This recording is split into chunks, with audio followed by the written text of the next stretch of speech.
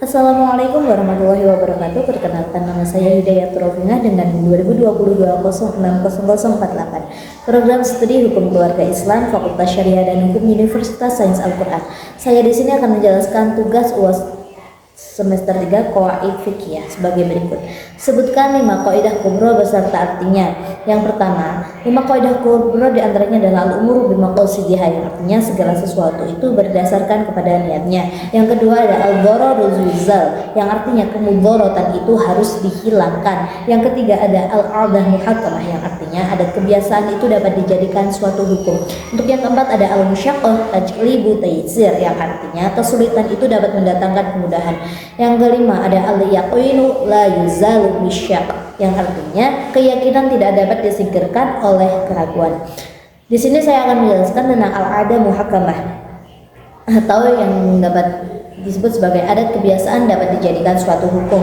Nah, kaidah al-'adah muhakkamah adalah salah satu dari 5 kaidah fiqih atau qawaid fiqhiyah yang sudah saya sebutkan sebelumnya, di mana cakupan pembahasannya ini cukup luas. Kaidah ini dibangun atas landasan adat dan kearifan lokal. Nah, dapat diartikan bahwa adat muhakkamah adalah adat kebiasaan dapat dijadikan suatu hukum. Jadi, adat ini secara kontinu dilakukan oleh masyarakat tanpa ada pengingkaran dari mereka, sehingga dapat dijadikan suatu hukum dalam suatu masyarakat. Nah, secara harfiahnya, kaidah al-'adah muhakkamah itu berarti adat kebiasaan yang hukumnya itu mengikat ya.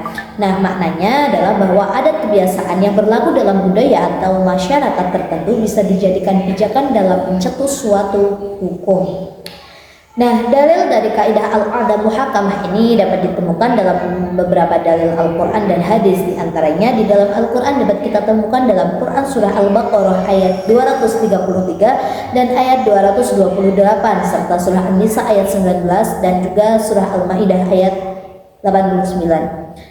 Ada pula di dalam Al-Quran dalam surah Al-An'am ayat 116 dijelaskan di mana wa idza hakamtum bainan nasi antahkumu bil 'adl, yang artinya dan apabila kamu menetapkan hukum di antara manusia, maka hendaklah kamu menetapkan dengan adil. Nah, ayat ini itu memerintahkan untuk menetapkan hukum dengan adil ya, termasuk dalam hal adat kebiasaan yang berlaku dalam suatu masyarakat. Terdapat pula dalam hadis Nabi Muhammad SAW, yaitu al-'adatu muhakkamah. Artinya adat kebiasaan itu adalah hukum yang sifatnya mengikat. Nah, dari hadis ini secara tegas itu menyatakan bahwa adat kebiasaan adalah hukum yang mengikat sifatnya dan itu harus dilakukannya. Contoh penerapannya kaidah al-'adah muhakkamah ini di dalam kehidupan bermasyarakat, tentunya dalam hukum keluarga Islam ya, contohnya karena kita adalah prodi hukum keluarga Islam. Nah, contohnya yaitu adalah pembayaran mahar. Nah, ini kan mahar kalau dalam Islam itu kan bukan sesuatu yang wajib ya. Nah, di dalam Islam itu tidak ada ketentuan khusus untuk mengenai jumlah mahar yang harus diberikan seorang suami kepada seorang calon istri.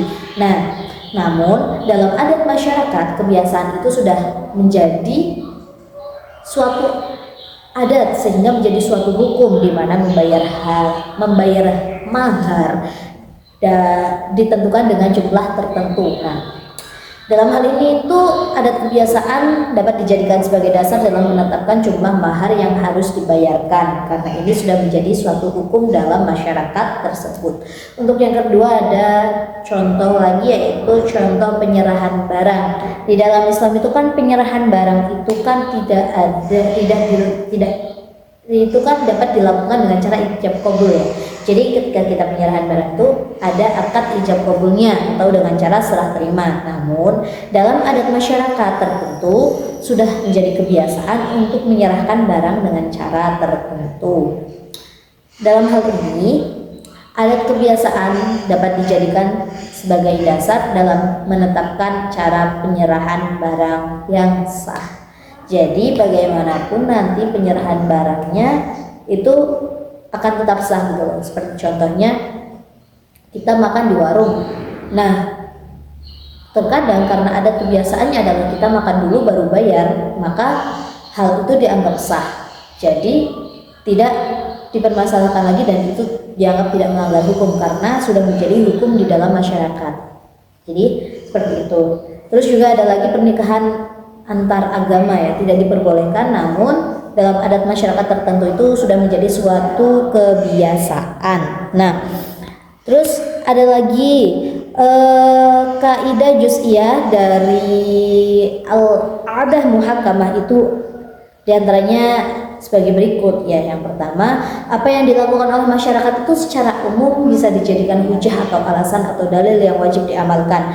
Nah, ini sudah diterangkan sebelumnya juga di buku Qawaid Fiqhiyah yang kita pelajari, sudah ada. Contohnya ini ya, yang pertama ini adalah apabila seseorang yang diberikan makanan oleh tetangganya yang diletakkan di atas piring, maka wajib hukumnya untuk mengembalikan piring tersebut gitu. Jadi karena yang diberikan menurut kebiasaannya hanyalah makanannya saja. Untuk yang kedua, setiap kebiasaan umum yang bertentangan dengan ketentuan nas maka dianggap tidak berlaku atau tidak sah. Misalnya kebiasaan masyarakat yang di setiap pesta selalu dihidangkan minuman keras atau hiburan musik dengan penyanyi-penyanyi yang berpakaian minim atau perayaan untuk memperingati hari-hari tertentu dengan kegiatan-kegiatan mistik yang mengarah kepada hal-hal yang syirik gitu, hal-hal yang berbuat syirik gitu dan lain-lainnya. Hal itu diperbolehkan gitu ya. Untuk yang ketiga ada al-'adah yang diakui oleh syar'i, hanyalah apabila berlangsung terus-menerus dan berlaku umum. Nah, mungkin sekian yang dapat saya sampaikan. Terima kasih. Wassalamualaikum warahmatullahi wabarakatuh.